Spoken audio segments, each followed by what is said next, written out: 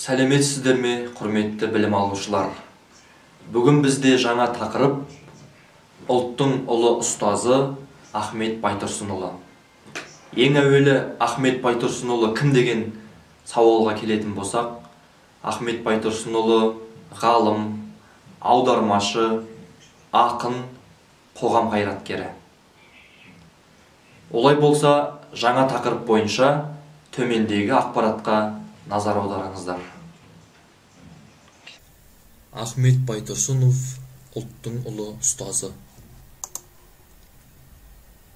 Ахмет Байтұрсынұлы 1872 жылы солтүстік Қазақстан өңірінде дүниеге келген. Ақынның 1912-1913 жылдары жаңа әліпбиді елге ұсынғаны баршамызға белгілі. Ал одан кейінгі жылдары 1913-тен 1918 жылдары қазақ газетін шығарды. 1926 жылы әдебиет танытқыш еңбегі жарық көрген болатын.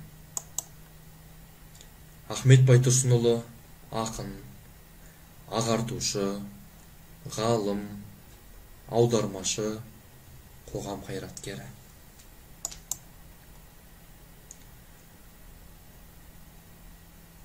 Ахмет Байтұрсынұлы өз халқын сүйген, халқы Ахметті сүйген патриот адам.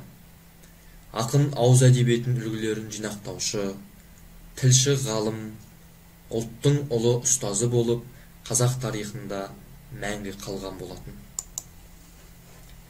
Ахмет Байтұрсынұлы қыркүйек айының 5 жұлдызында Қостанай облысы Жангелді ауданы Сартүбек ауылында дүниеге келіп, 1937 жылы 8 желтоқсанда Алматы қаласында қайтыс болады.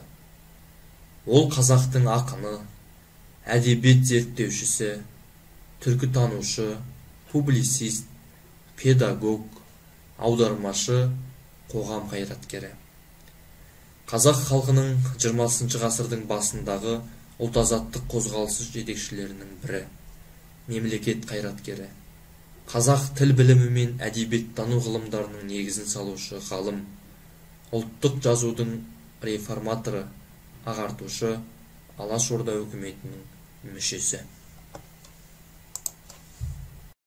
Құрметті білім алушылар, бүгінгі сабағымыздың соңында Ахмет Байтұрсынұлының өміріне қатысты, шығармашылығына қатысты толық ақпаратты алды деп ойлаймын. Ахмет Байтұрсынұлы өз елін, өз жұртын сүйген нағыз патриот тұлға болып, қазақ жадында мәңгі қалмақ. Келесі сабаққа дейін сау сәлеметте болыңыздар.